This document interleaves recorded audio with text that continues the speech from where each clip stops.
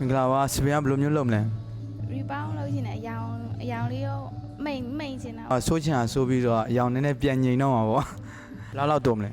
ရှင်ဒီလား နည်းနည်းလောက်နော်နည်းနည်းငြိမ်ပြီးမှကျွန်တော် rebound နည်းနည်းလုပ်ပေးလိုက်မယ်နော် ကြပြတွေစီကအချစ်ဆုံးဖတ်ဖို့နှလုံးသားစီကစကလုံးများအချစ်တိတ်ပဲဖွင့်ဆိုနေချိန်ပြုံးပန်းတော့ဖူးပွင့်မလားအချစ်နှုတ်ပြတန်စင်တွေနဲ့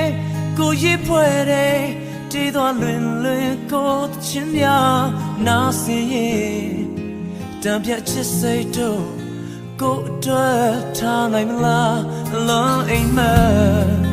ကိုမမလို့ပါစာနာစင်စားပေးလေအောင်အချစ်ရည်စီမှာ